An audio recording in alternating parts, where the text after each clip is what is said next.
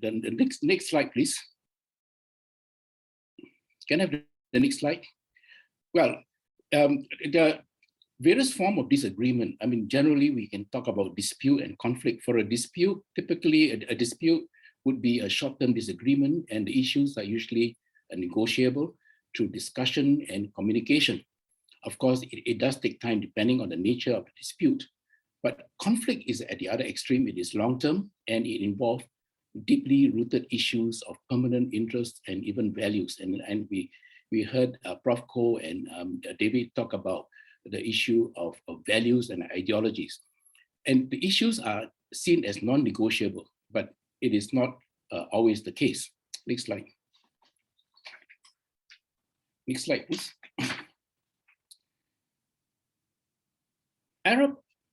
The Arab-Israeli conflict has been ongoing for 30 years, from 1948, when Israel was formed as a nation, to 1977. Egypt led a coalition against Israel, and they fought 5 wars altogether. And the most famous one was the Six-Day War of 1963 and the Yom Kippur War of 1973. And it is amazing that 2 years after the final war, which is the Yom Kippur War, the two nations came together and talked peace. And the story was absolutely amazing. And it began in 1977 in November, a morning in November, when the CBS anchor David Cronkite was having a satellite link up with Anwar Sadat, the president of Egypt, in an interview. And in the process, he was prepared to go to Jerusalem and to address the Israeli parliament, the Knesset, and of course to meet the prime minister as well, if an invitation were to be sent to him. And he was prepared to go to Israel within a week. Now, that was really big news.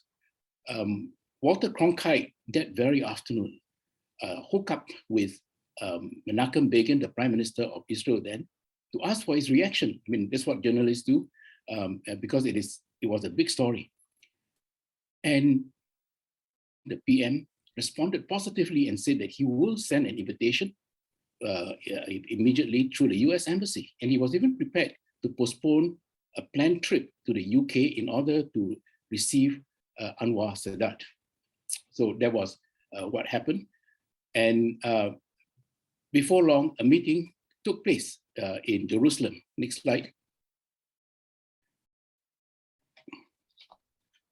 And it was a sudden meeting of two adversaries in November 1977, just about a week after the CBS anchor Walter Cronkite spoke to the two of them. They met several times, first at King David Hotel in Jerusalem, and subsequently Sadat addressed the Knesset. And they discussed taking the process a step further, and a second meeting was arranged. Next slide. This time, the meeting was held almost about a year later in 1978 at Camp David. And there they stayed for 13 days discussing a path towards peace. It was 13 days of tough negotiation. Okay. And in fact, they have to work out various issues of returning of captured territories and ensuring the security of Israel and so on. It was tough to the extent that at several points, giving up. But finally, there was a breakthrough on the 12th day. And on the 13th day, they signed what came to be known as the Camp David Accords. And in that year, 1978, the two of them, Anwar Sadat and Menachem Begin, won the Nobel Peace Prize jointly. Next slide. And the following year, in March, they signed a peace treaty and they pledged never again to go to war with each other. Next slide. The question is, can I have the next slide? Yeah, the question is, what contributed to the success of the peace process? Well, you can say that chance played a part. David Cronkite saw the opportunity to get the two leaders to come together. Okay? And what he shared subsequently is really insightful, and I quote, and it's on the slide. It was the human factors, back to the previous slide. It was the human factors that complicated things, pride, politics, and power. What was needed was for someone to drop a handkerchief, a moment of opportunity that will permit the two parties both movement and cover. Very insightful analysis. But of course, Jimmy Carter played a part as the intermediary. He was the one that brought the two countries together and facilitated the process over the 13 days. But interestingly, even his wife, Rosalind Carter, had a part to play. Where was the meeting to be held? Was it going to be in Geneva or Paris or Washington? Rosalind Carter suggested that the meeting should be held at Camp David because it is an informal setting and also away from the prying eyes of the international media. And it was really, if you think about it, it was a very strategic choice of location because in such informal and private setting, both parties could see each other in human terms rather than in the glare of public media. Next slide. But beneath the tough negotiation process, something else is at play, which helps to determine the success of the discussion. And it is the human factor that is at play throughout the negotiation process. And this is reflected in the respect that the two leaders had for each other as human person and as respective leaders of their nations. And this has manifested, first of all, in their willingness to come together to have a meeting without any precondition. Next slide. But what exactly is human dignity? David Chan did refer to dignity in his during the panel discussion earlier. Dignity is about being human. It is slightly different from respect. Respect has to be earned, but dignity is something that you are born with and should be recognized. Dignity is like a voice in a negotiation that would exclaim, "How dare you treat us this way? How dare you speak to us this way?" And it is not an abstract concept. Dignity wounds, if one is hurt in terms of one's dignity, the wounds light up the same area of our brain, the limbic system, as would physical injury. And injured dignity is a powerful emotional undercurrent that blocks communication in any discussion. And these are the words of Dr. Donna Hicks, who is an associate in the Harvard University Institute.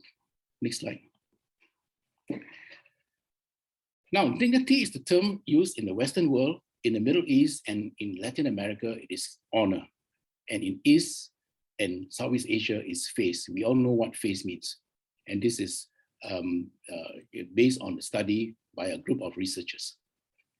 Next paragraph, next slide. But it is important that dignity be allowed to flourish in negotiation to resolve disagreement, a dispute, or a conflict. In the first place, it means acknowledging the interests and views of the other side. This is very important, and the effect can be magical. An act of acknowledgement has salutary and disarming effect because the other side will probably not expect their views to be acknowledged, even if those views are not agreed upon by the other side, but at least they should be acknowledged.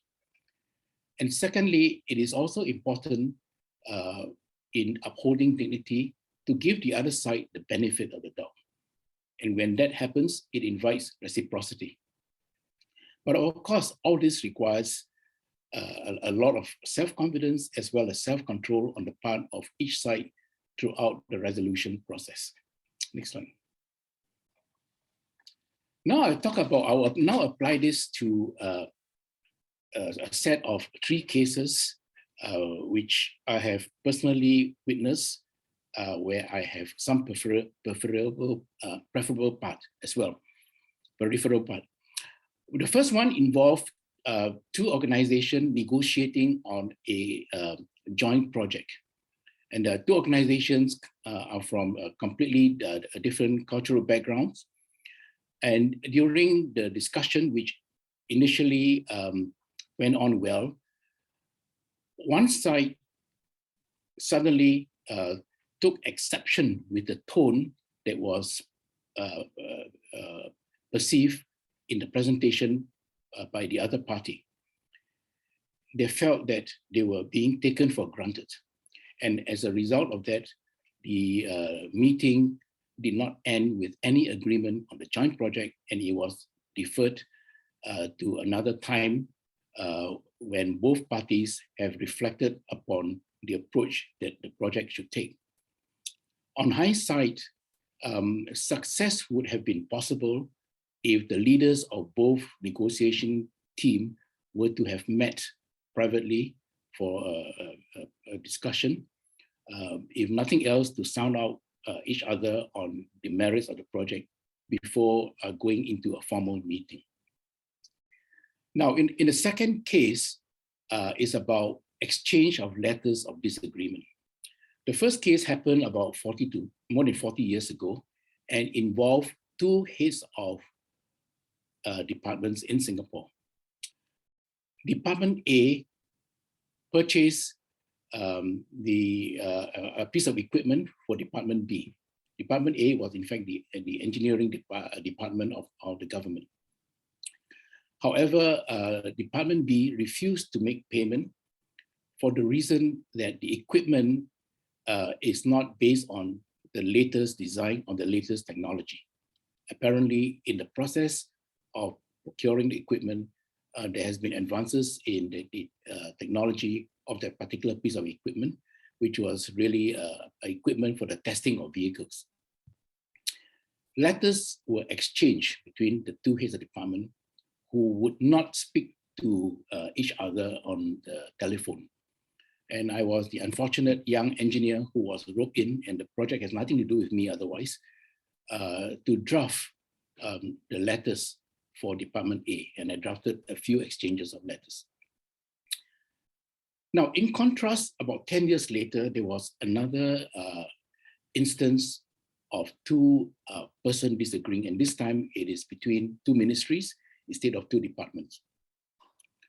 What was amazing, and it is something that I learned from as a relatively young officer, was that both heads of ministries would write to each other following an unsuccessful meeting in order to establish their respective positions. What was amazing was that both of them would draft their respective letters and gave the draft to the other side to have a look, so as to ensure that that letter would not result in further exchanges.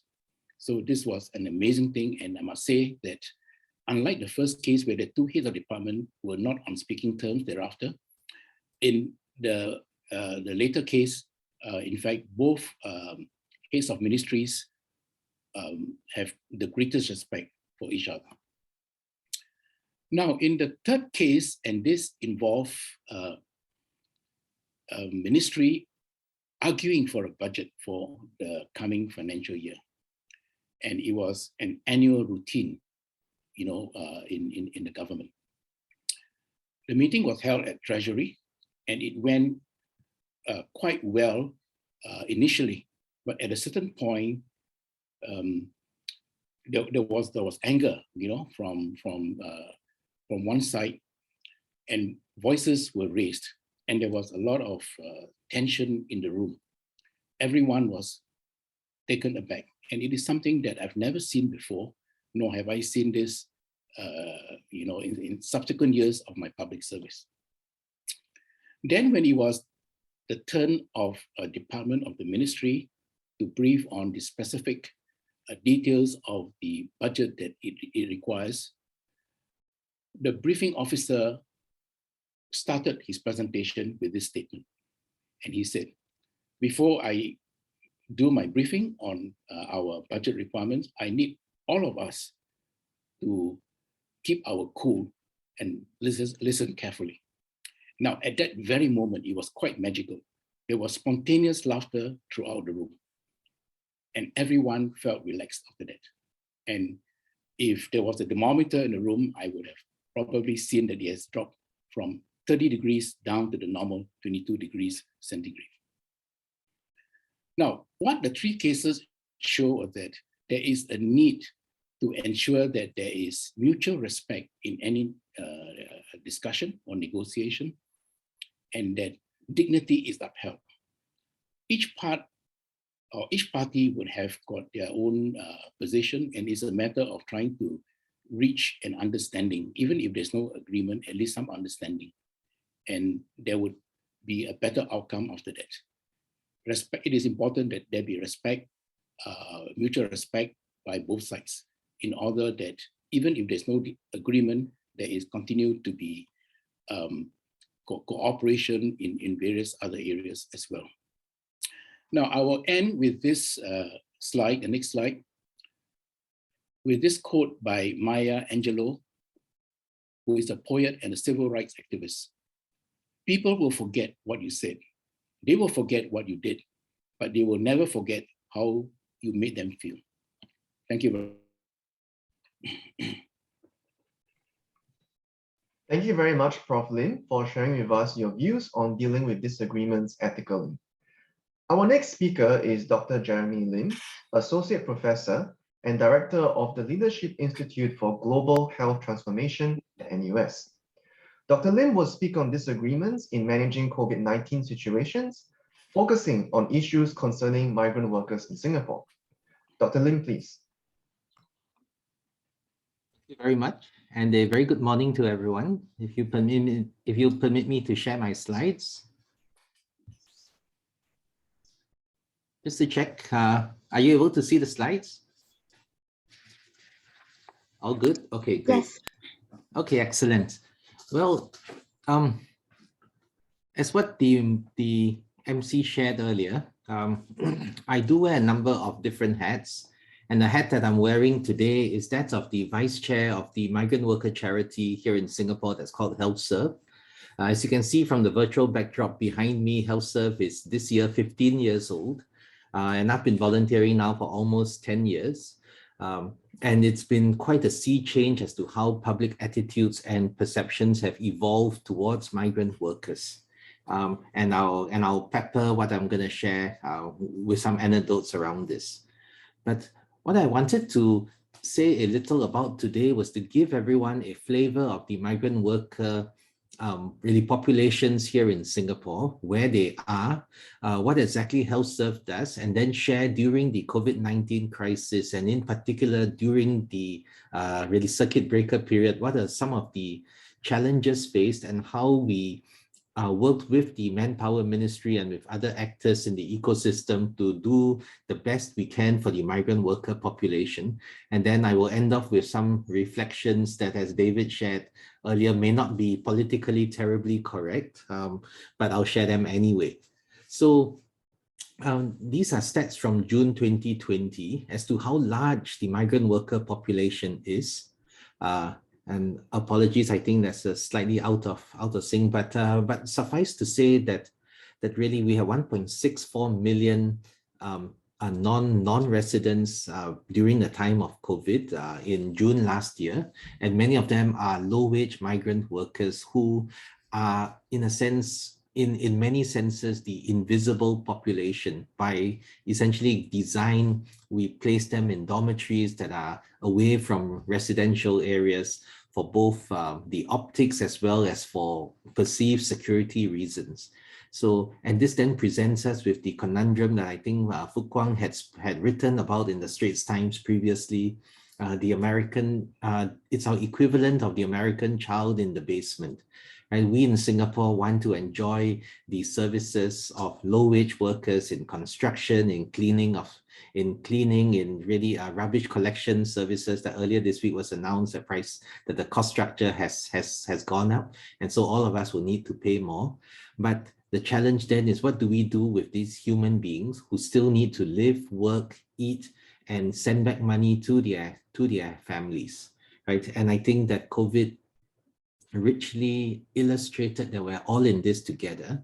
And to paraphrase the World Health Organization, which describes that no country is safe until all countries are safe, here in Singapore, none of us can be safe until every last resident is safe.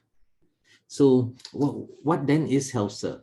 And this is our vision that we're tweaking, but I thought it very poignant that it builds upon Suping's earlier comments around dignity, right? And HealthServe's mission is primarily through healthcare services to bring healing, but beyond that, we want to bridge communities and also inspire hope. And our vision is a society where every migrant worker lives a life of health, well-being, and dignity.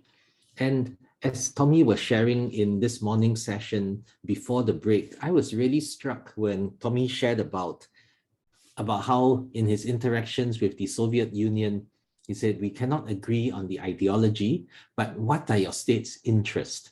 And Tommy urged us to think about reframing from ideologies to interest.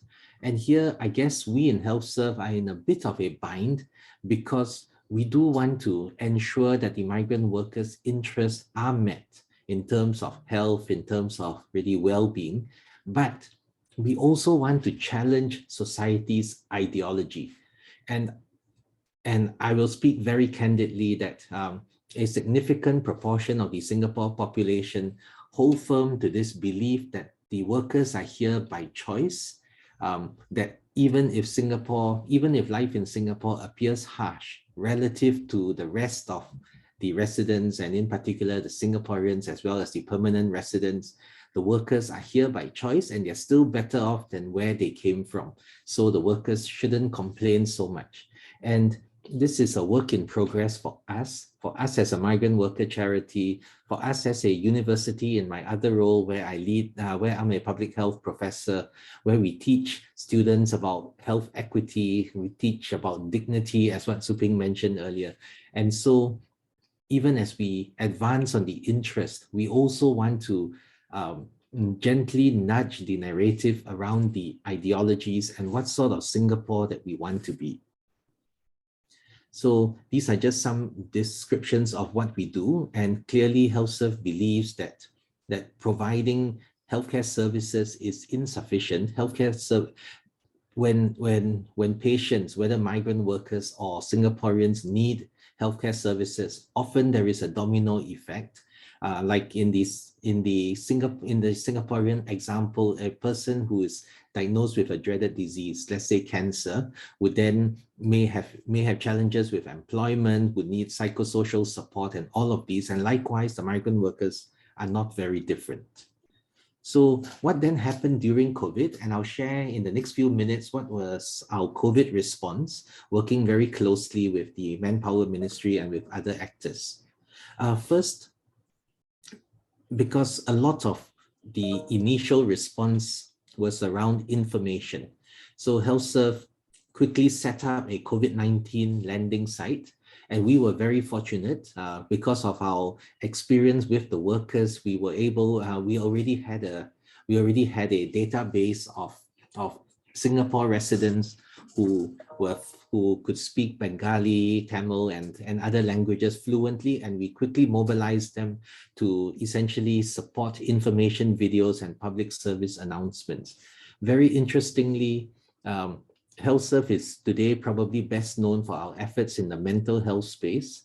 But the last trip that I made out of Singapore in February last year was actually to Dhaka, and it was to build our relationships with the Bangladeshi mental health professionals there, because HealthServe back in 2019 had already decided that beyond primary care services, mental health was going to be one of the areas that we would focus on.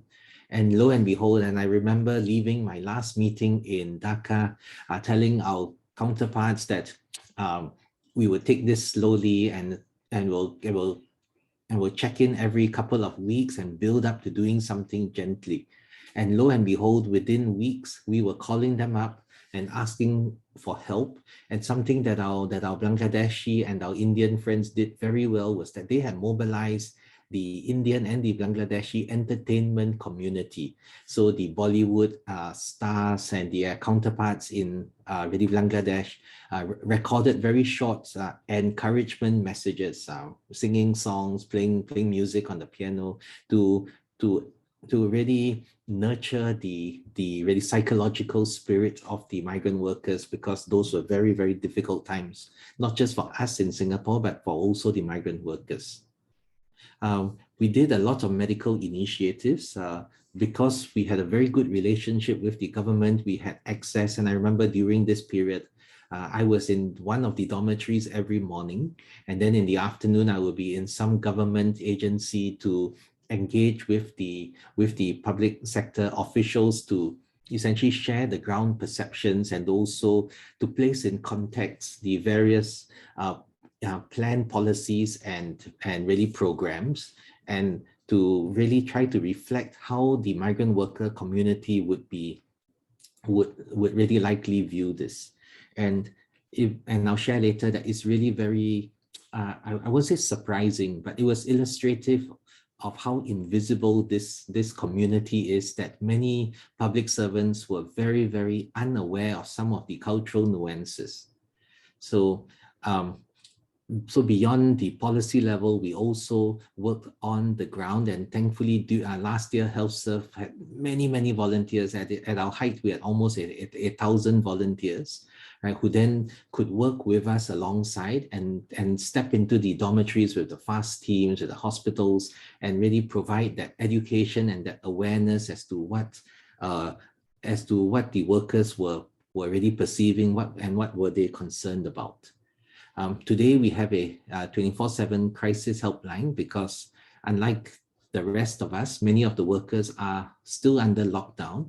And credit to the Manpower Ministry that a pilot that was launched a couple of weeks ago has rapidly scaled up, and now 3,000 workers per day can be released into the community out of the dormitories, and the ability to interact in the community, to socialize after 2 long years is very, very important to their mental health.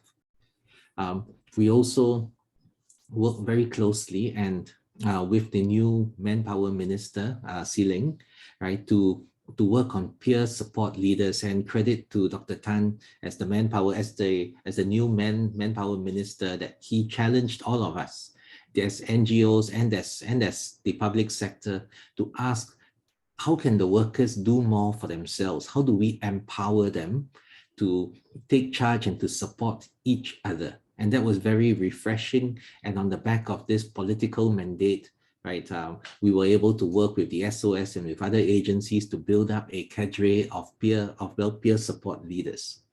So as I look back on the last 20-odd months, what were some of the reflections and the learnings around resolving these disagreements? And trust me, behind the scenes and often spilling out into the open, there were many disagreements. The first is that a lot of the disagreements really come out from just plain and simple lack of understanding of what the ground realities and the ground concerns are. I mean, until COVID-19 and the lockdown or the circuit breaker, I suspect that many civil servants did not understand that there are many different types of rice, and that the main rice that we eat, and especially the Chinese community, jasmine rice is really quite foreign to the Bangladeshi palate, and they eat a lot of poni rice, which is a kind of cheaper version of really basmati rice.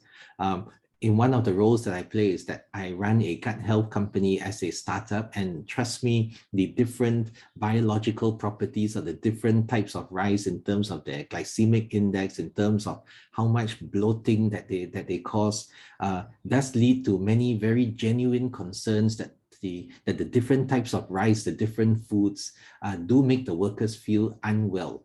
And it was really very interesting that on one hand, the workers were quite outraged that they were getting food that they just couldn't eat, and it wasn't for lack of trying. And on the other hand, the Manpower Ministry really officials were so frustrated that they had mobilized, they had moved heaven and earth to get 300,000 meals 3 times a day, and the workers did not seem to want the meal, right? Simple things we take for granted, like Wi-Fi and battery life, are really existential issues for a lot of the workers. When the government puts out that it has worked with the telcos to provide Wi-Fi inside the dormitories, there is Wi-Fi and there is Wi-Fi. And when you have 60,000 people in a dormitory all trying to log on the same time, let's just say that it can be frustrating. So a lot of these challenges we just had to really represent so that we can switch from the advocacy stage into the solutioning, because if the decision makers don't see that there is any problem, then there can be no solution. I'm sharing this photo to really to highlight that it took almost a month to get the workers who are in the expo a haircut. I won't say too much publicly, but suffice to say that there were a lot of security concerns, and largely nothing malicious, but really born out of ignorance and a lot of heightened concerns about rioting, about really fights and other altercations. This was, if you remember, that the circuit breaker occurred shortly before the fasting month of really Ramadan started, and something that was important to the Bangladeshis who are mainly Muslim was to get themselves presentable as they move towards Ramadan. But however, many of them were moved into the expo at very short notice. Many of them didn't have their phone chargers and really so on, and even something like a haircut. We first tried to get volunteer barbers in, and there were concerns raised that these volunteer barbers might be taken hostage by the workers. So we said, okay, scratch that. Why don't we then provide scissors? Then there were concerns that the scissors would be used as weapons and the workers would end up killing each other or killing the poor healthcare workers and then storming out of the expo. So it did take a while for the decision makers in the expo to get comfortable with the idea that the workers were not just detainees, but they were also patients and they were fellow human beings who had pretty basic really requests like a haircut before really Ramadan. And finally, after a lot of behind the scenes negotiation, the workers were provided with equipment. The volunteer barbers trained some of the workers to cut hair for each other, and this is the result that you see. So yes, what we have found very effective is to work behind the scenes, but to also publicly stand with the government. This photo is from the Straits Times, November 6, 2020, where our executive director, Michael, who's on the extreme left, was seated with Seeling and with the psychiatrists and with MOM officials to announce the establishment of the Project Dawn Task Force, which is a multi-agency group which involves the migrant worker charities, the psychiatrists, as well as the public servants to address the mental health needs of the workers. So we had decided that it made very good sense, even as we advocated behind the scenes, to really support the government when it comes to these initiatives that benefit the workers. That said, it's important that we also have a very clear independent stand. And this is a photo, and these are 2 articles that describe interviews that I had with the mothership. And you notice this was from March 2nd last year, where we were already exhorting the MOM that we have to look after the migrant workers. This is a high-risk population, but unfortunately, I think that the system just wasn't able or ready to do what we subsequently realized that we had to do. Right, and then the interview almost a year and a half later was a very public call to allow the workers to go back into the community. And in fact, if I take you to the previous slide about the Project Dawn Task Force, part of the reason why the task force was set up was because last year there was a spate of suicides amongst the workers, and we all know that suicides are really the tip of the iceberg and represent a brewing mental health crisis at the multiple layers below. So yes, we do engage the policymakers, much as what David shared, in the newspapers whenever we need to, and it really represents to the policymakers as well as to the general public that we want to be part of the solution, we want to be helpful, but we're also independent. And we do this both in the local papers. It's very unusual for the Straits Times to have an opinion op-ed to exhort the government to allow the migrant workers out. And the story about this we'll leave for another day. I also did some interviews with the BBC and with the New York Times, which is always a bit of a double-edged sword because the government is absolutely allergic to criticism from the international media. But because things were slowing down in terms of the release of the workers back into the community, we felt that it was necessary to shine a bit more, to really shine brighter spotlights on this issue, because within government, and many of you would be public servants, you know that the government is not homogeneous. Within the government, there's a lot of heterogeneity, and that different voices at different times, depending on the external milieu, may have more, may have less say. And these efforts in engaging with the international media were really efforts to allow the more sympathetic within policy circles to have a louder voice. So if I can sum up and ask myself some of the reflections, first thing, as what both David and Tommy shared, and I think Fu Kwang in his panel also emphasized, that it's about dignity, and hand on heart, we do recognize that there are no bad actors, right? There is no civil servant who wakes up and says, who wakes up every morning and says, now which migrant workers' lives should I screw up today? No, no, no. There are only fellow human beings who are trying their best. Right? We have to recognize the underlying political and societal dynamics. Politicians worry about what the voting public believe, right? And as one minister shared with me many years ago, he said, Jeremy, there are many good things that we cannot do until the public allow us to do it. So there is a bit of 3 steps forward, 2 steps backwards. You have to be very, very au fait with the dynamics and seize the opportunities whenever you can.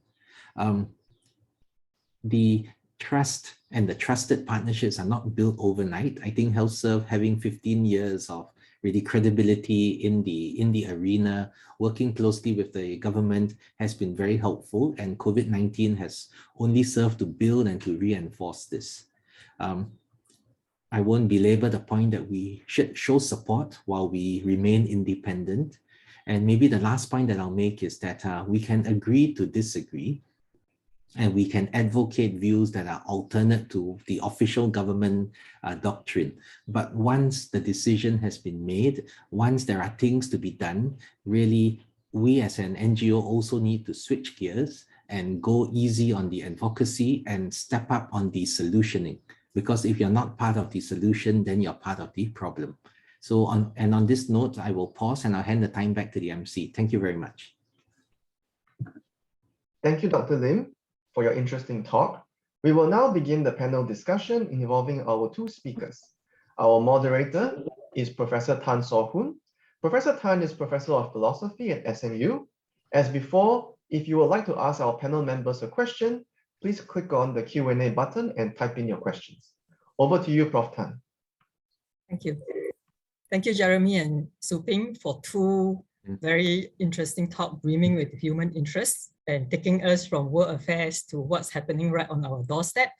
So despite their wide-ranging cases, there's an underlying principle that both of you actually highlighted, which is respect for human dignity. And the topic of this panel is ethics of disagreement. So of course, the ethical principle of respect for human dignity is one that many of us would agree with. Unfortunately, agreement with such high-level principles don't always solve ethical problems or prevent them from happening. So I'm sure the audience will have many questions about the detailed cases that you all have offered for us to reflect on the ethical implications of disagreements and ethical ways to resolve disagreements. But perhaps let me start with something that picked up on a theme that started in the last panel, which is to do with inequality. So the migrant worker situation especially, right? So there's inequality in the power distribution between employers and the migrant workers, between the government authorities and NGOs like HealthServe trying to help the migrant workers, between migrant workers and local population, etc., etc. Whereas in the previous panel, they focus more on how do you get away with disagreeing with your boss, right? So it's from the perspective of the person at the end of the person with less power. How do you deal with disagreement? I would like to invite you all to think about the situation where what's the ethical implications, the ethical way for the person who has actually more power in an unequal relationship to deal with disagreements. Do you want to start?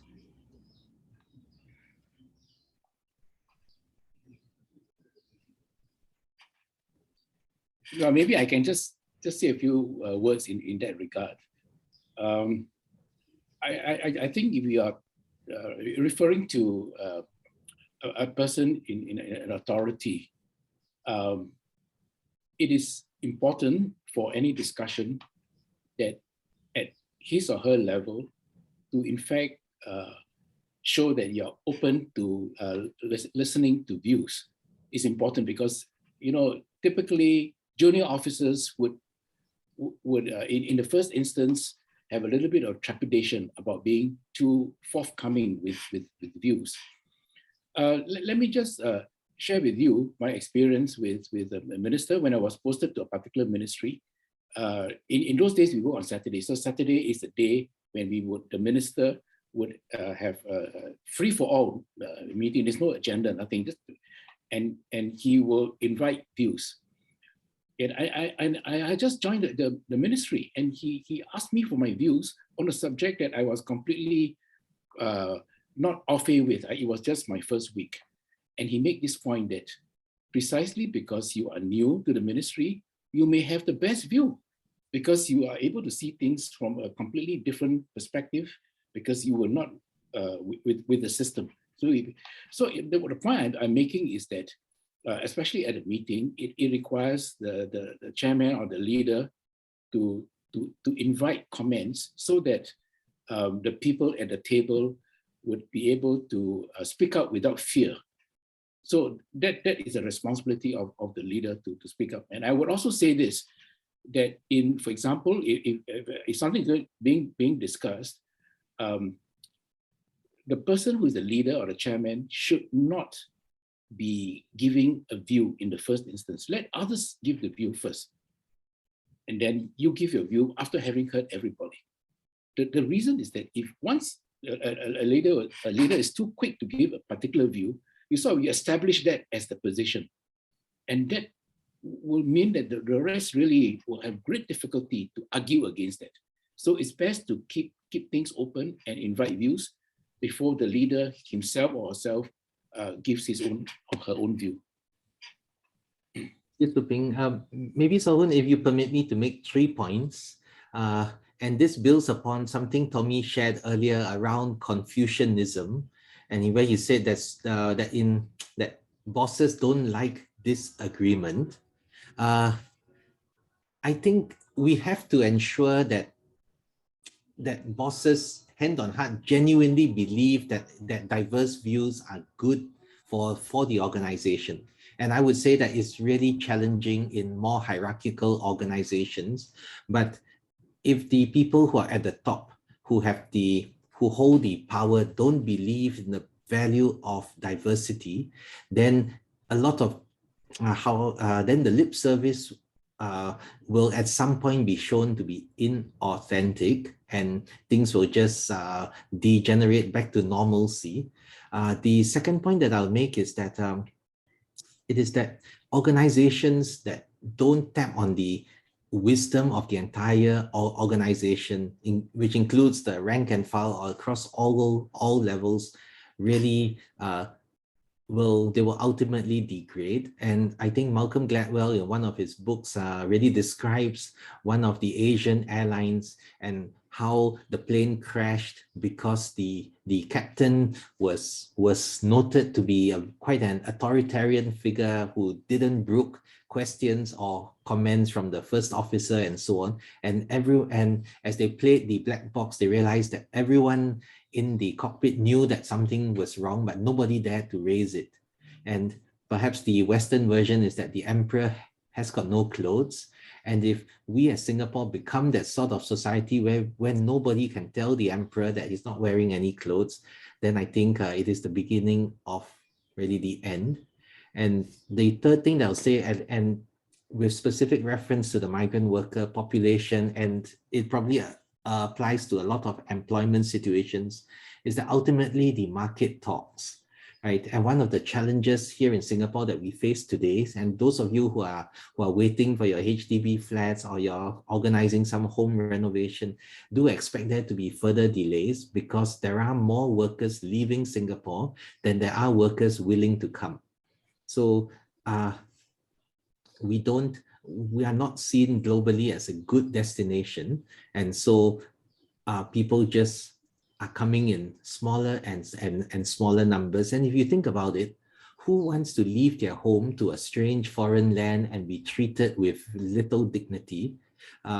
Many of the younger people may not remember, but in the earlier days, in the 80s and in the 90s, when we spoke of construction workers, they were predominantly Thai, right? And then you realize that the Thai economy picked up, Thailand started to manufacture and so on. And basically the Thais had decent jobs in their own country and they stopped coming here to Singapore.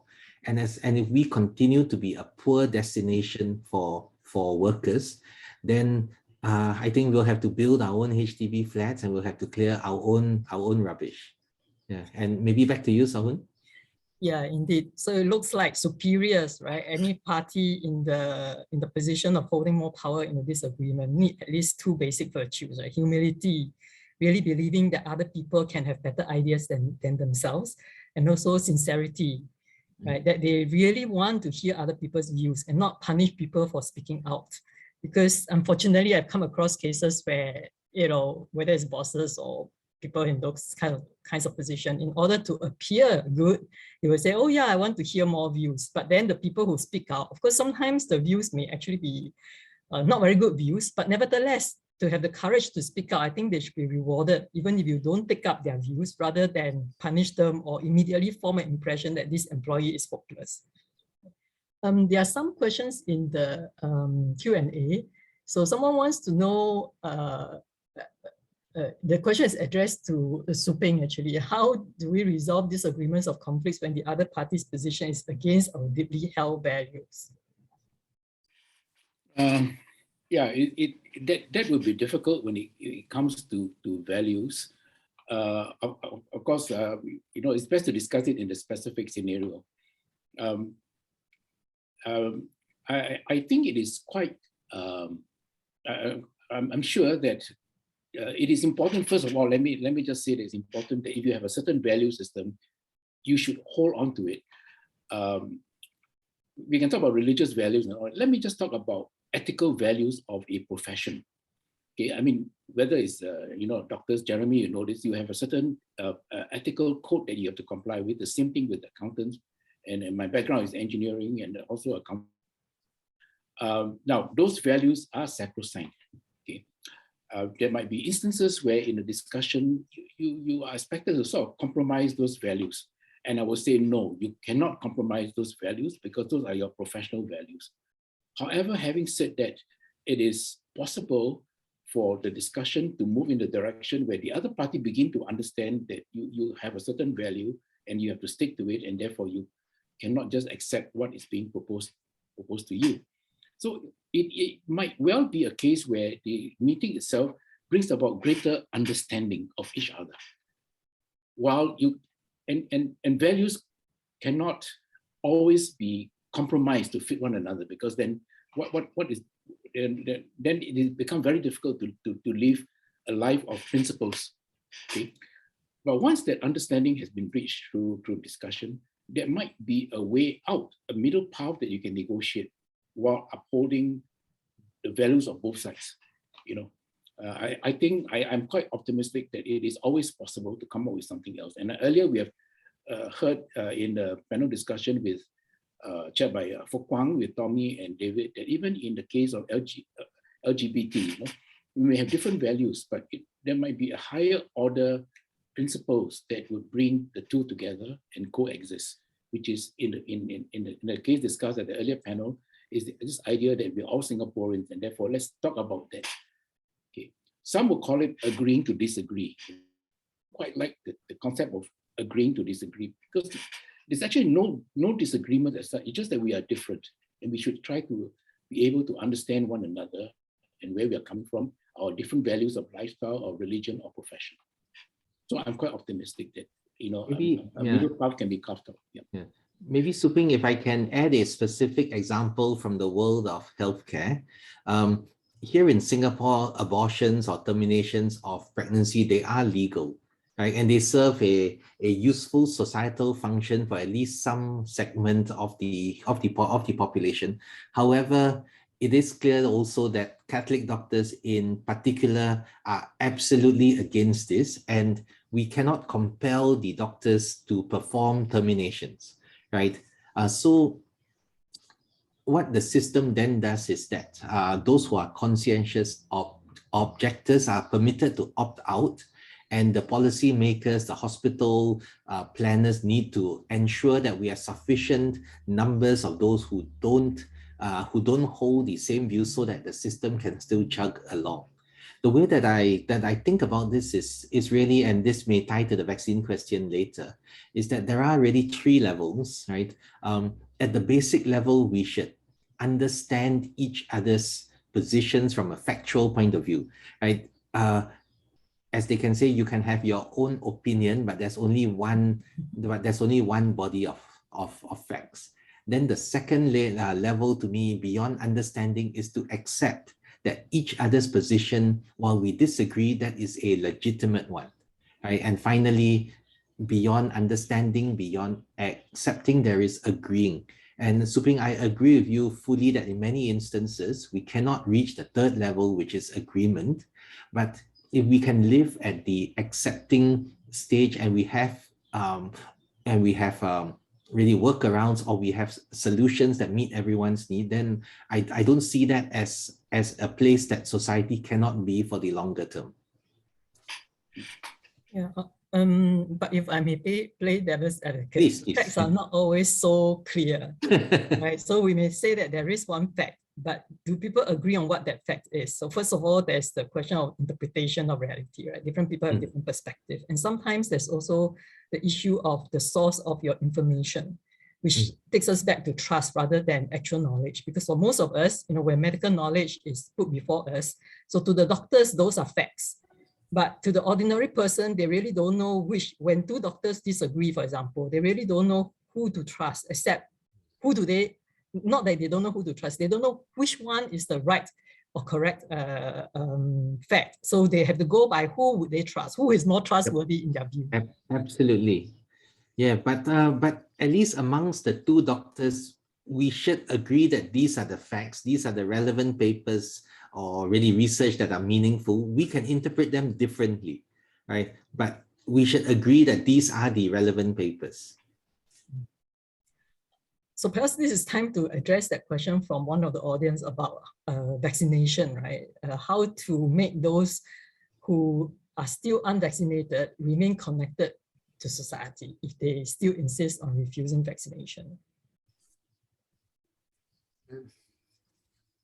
This is currently a quite serious divide in our society, because although the authorities have been, I think, quite objective in their presentation of benefits of vaccination and encouraging people to vaccinate without actually trying to demonize those who are not vaccinated.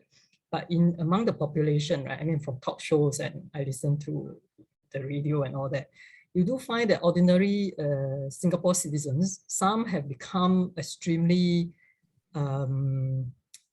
aggressive and even condemn those people who are unvaccinated in very strong terms. But maybe, Solon, let me start with this, since this is a healthcare or a public health issue. Maybe firstly, it's worth pointing out that the unvaccinated are actually a relatively small fraction of overall society. I think you can put some numbers out that we're at 96% of the eligible population that has been vaccinated. So what we're really looking at is a very small minority. And in fairness, here in Singapore, maybe it is the Confucian nature of the society, but it's always been about the greater good. Right? We may disagree with national service, and Jehovah's Witnesses may feel very strongly that they cannot bear arms, and so they serve their time in various forms of really confinement, and society accepts that. So if we take Singapore's really traditional behaviors towards these really public, these sort of public concern issues, then I would actually argue, and I agree with Tommy here, that I think the multi-ministerial task force has done a pretty good job in getting people vaccinated. I wish they had started earlier, right? And not find out later in July that after 6 months that so many of the seniors had not been vaccinated.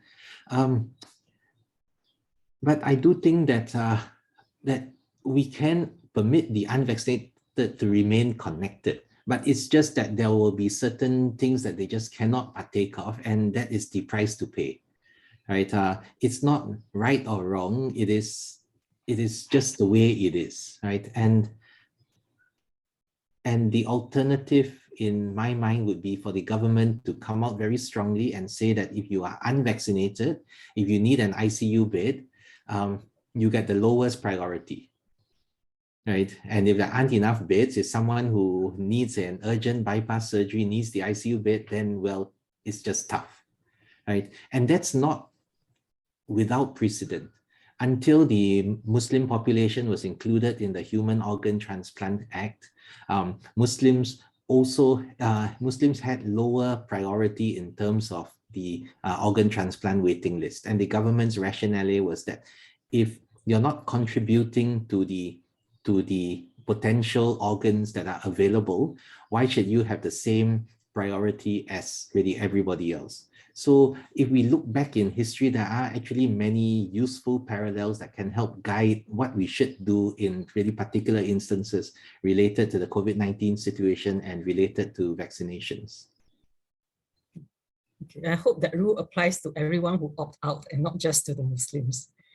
Otherwise, I would consider discrimination. Yes, it was not Yes. It was not targeted Okay. by really religion. It was So it's everyone who opt out, yes. therefore will have this. Yeah, I guess that makes sense from a public policy point of view. Su Ping, perhaps you have something to add. Yeah. Okay.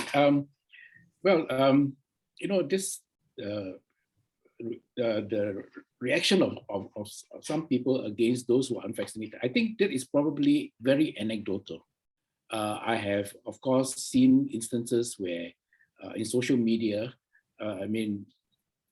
very strong comments were made against the unvaccinated, and I think that was really uncalled for, especially as Jeremy pointed out that the percentage is very small. But it is not an issue of disagreement per se, but it's an issue of society itself. What kind of a society are we that we can, become so outraged, over such matters? So it has got to do a little bit with the graciousness of society to be able to accept that we are all different and we make our own choices. So it's not an issue. It's not. I don't even see it as a medical issue or medical policy, but it's an issue of how do we, as a society, as a civilized society, behave. Are we being civil to one another, and so on and so forth. And I think this is where I think it is still work in progress. I mean, you just look at the returning of food trays in hawker centers. I mean, for years they've been trying, and the government sort of give up and have to legislate, right? So, but in Japan, there's no legislation. Everybody returns the food trays, and some would even clean the table. If there's some spillage on the table in a restaurant or in a food place. So the issue is not about disagreement, but it's about a tone and graciousness, level of graciousness of society itself. Okay. So do you foresee any major ethical disagreement that Singapore will face in coming years that will be difficult to deal with? I think there will always be the perennial issue of the LGBTs and so on. I'm not sure that can be resolved. But again, from time to time, there will be more issues coming up. But I would say this, that if there is any issue that come out in social media, it is important for the government to address that. For example, if there has been a lot of views going back, I'm not a medical doctor, but there's a lot of conflicting views being given about the efficacy of vaccines and or preventive measures and so on.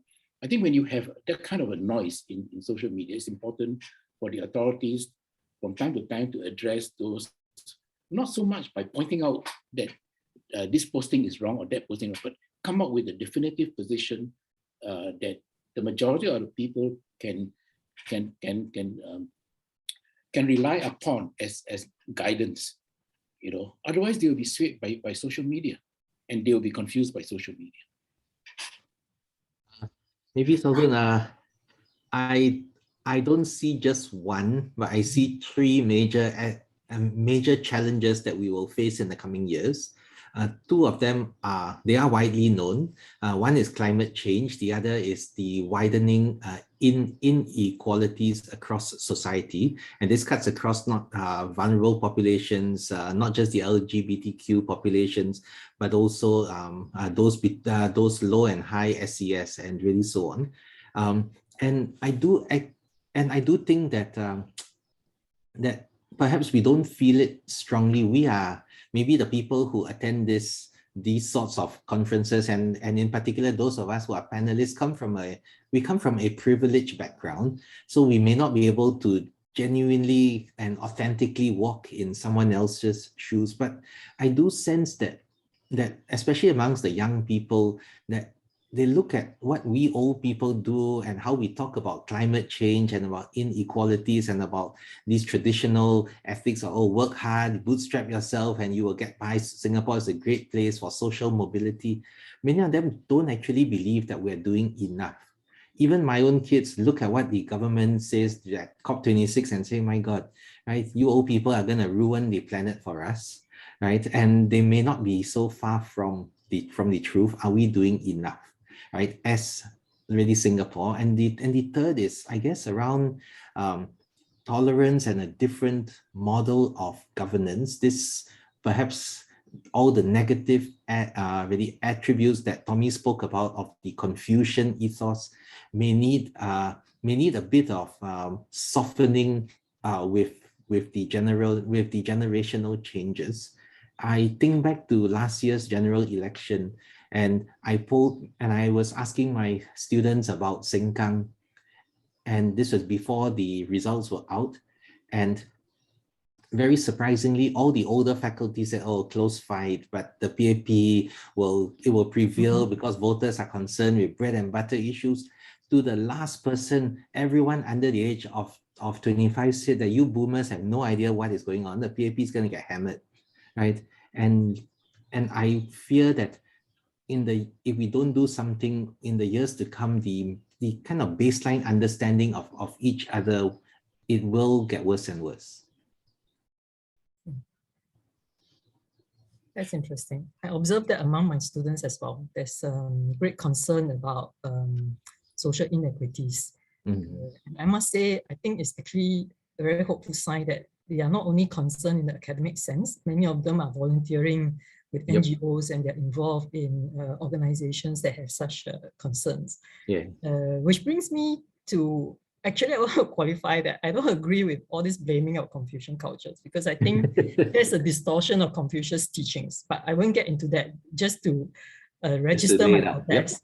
But we do have a problem with a hierarchical kind of a society that still believes very much in hierarchies in relationship, including, for example, and this is related to what we have been discussing, between generations, right? So there's a generation gap. Clearly, generation gaps occurs all the time. Every generation, there's a gap between the older and the younger generation. Yes. I think in the current world situation with climate change, social inequalities, these are problems which perhaps we are facing that earlier generations did not face. And the generation gap, therefore, for us have different ethical implications. So I wonder what you all think about how, especially the older generation, how we handle disagreements with younger people, especially, for example, between parent and child, right?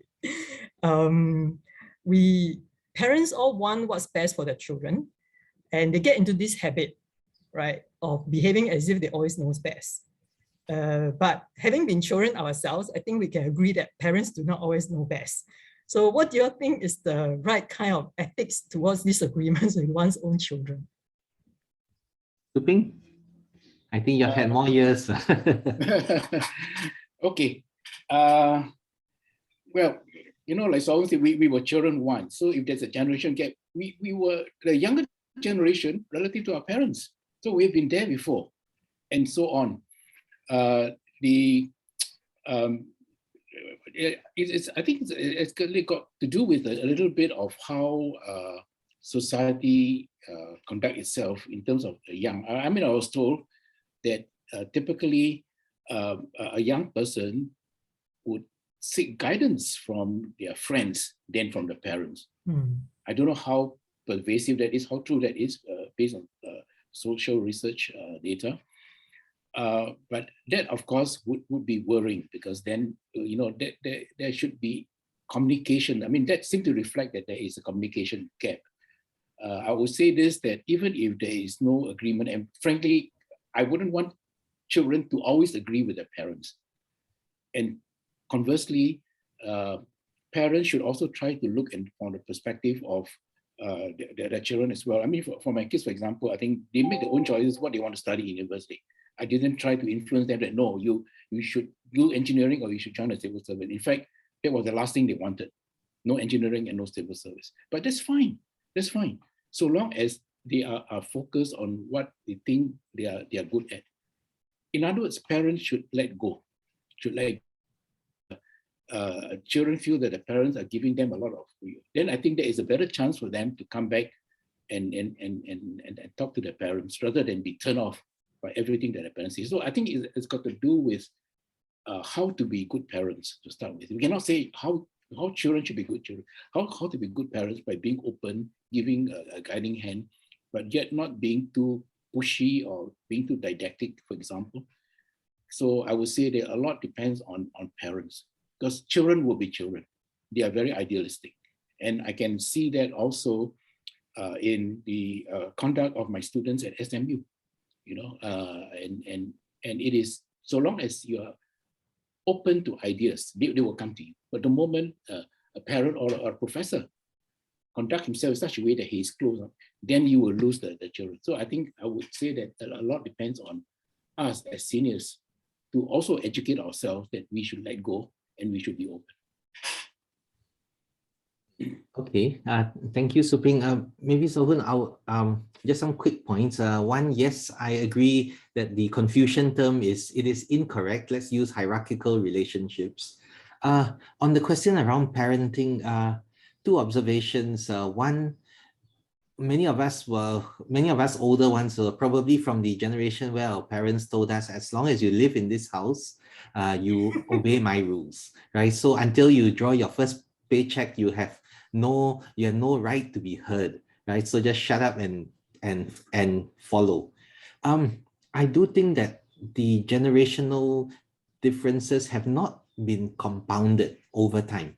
They are the same. The differences are in the acceleration of our children growing up and feeling that it's acceptable to have different views from parents.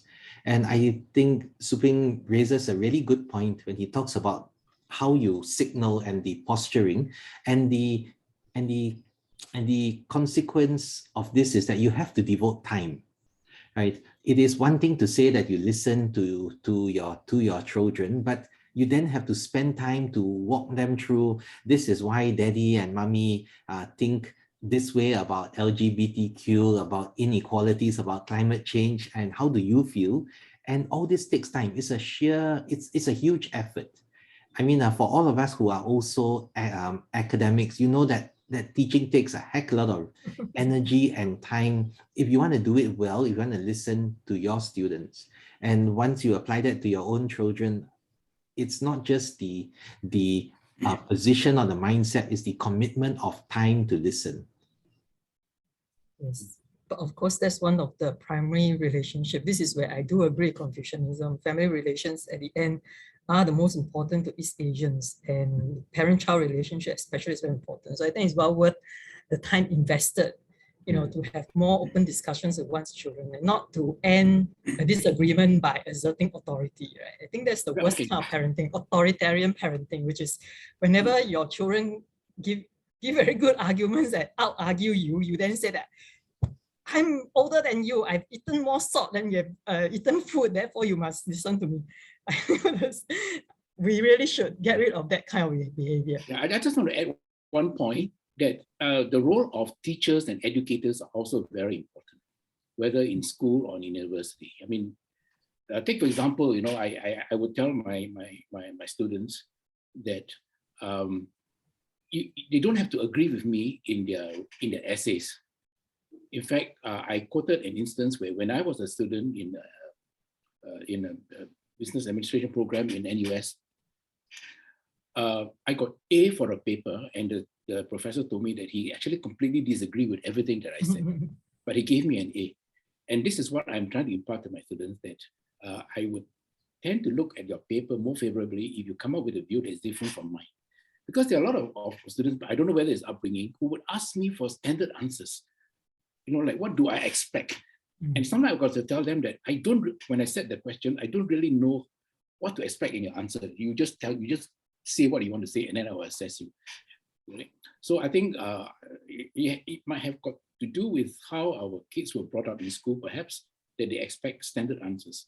But I think it's important for educators to look to educate children and, of course, adolescents in university, such that they know that education means to opening up their mind rather than copying what has been said before or trying to figure out what the professor wants, to be creative. So I think beyond parents, therefore, educators have a great role to develop children who are open-minded, who are creative, and who, of course, as David said, who also have the courage and conviction to speak up. So that is important.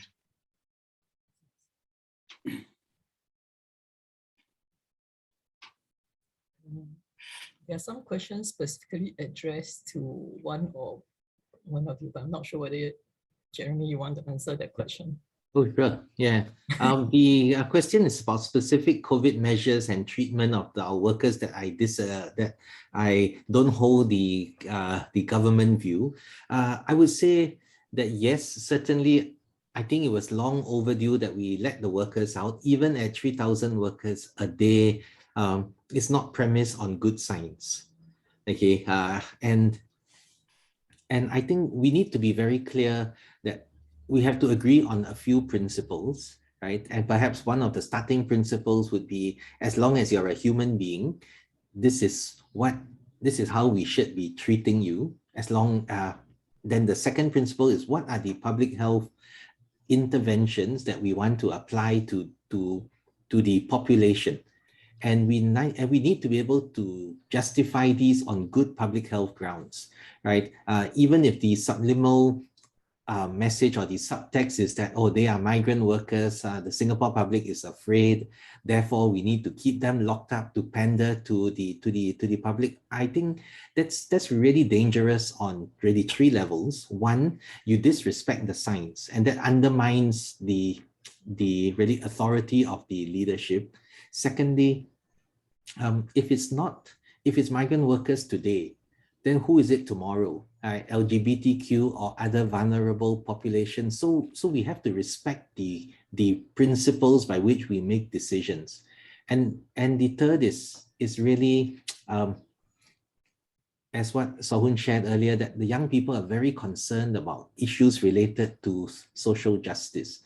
And as a government and as a country, it has never been about power in the absolute sense, right? It's been about moral leadership. And that's why when you look at ministerial pay and really so on, there's always this argument that serving the nation is a tremendous privilege and an honor, and therefore there is a public service discount for all of these. And so politicians, public servants need to maintain that really moral position. And when we don't apply principles consistently, that's when it erodes the moral standing.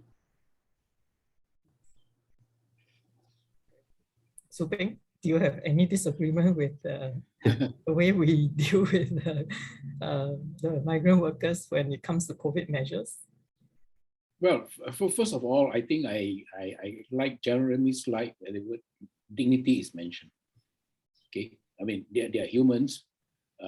And that alone requires us to give attention, because at the end of the day, I mean, the virus knows no age or cultural barriers. So that is very, very key in ensuring that we have a healthcare policy that is rationally thought out based on science and all that. Disagreement there will always be, both at the operational level and maybe even at a conceptual level. You know, should we open up so soon, or why not we look at safety first before economy and so on? But at the end of the day, I would say that the government has to make the hard decision and be accountable. Whereas the rest of us, we have our say, but you know, we are not held accountable because we're not in the position where we have to make the hard decision. So it's not easy to be in the position of an authority making hard decisions. And that's why, you know, we have leaders who have to make the difficult decision, but at the same time also communicate why it is that they make those decisions. And also at the same time, to be able to show that they do listen as well. But at the end of it, for the rest of us, you must accept that the leaders are the one who has to make the hard decision, and they are accountable. Yes, indeed, they have to make the hard decisions, but I think it also matters what ordinary citizens like ourselves treat others when they disagree with us, whether we just disengage and say, let the government worry about it, you know, as long as they don't come and bother me personally, I don't care. I don't think that's an ethically responsible attitude to take either. I think all of us need to reflect more seriously on what it means to treat others as fellow human beings and disagree with them in ethically responsible and effective ways. Right? So I think we're almost running out of time. So I will thank both of you for a very interesting talk and your sharing your wisdom with the audience in this panel, and thank the audience for the questions that they have typed in the Q&A. So thank you very much. Thank you, Salun. Thank you, Su Ping. And thank you everyone for joining us. Thank you. Thank you, Prof. Tan and our panelists, as well as the audience for the engaging discussion. We hope that you have enjoyed this morning's sessions. We are now going to break for lunch, and we will reconvene for the afternoon sessions at 1:45 p.m. So please try not to be late. You can either remain logged in or log out during this time, but please be back by 1:45 p.m. Thank you.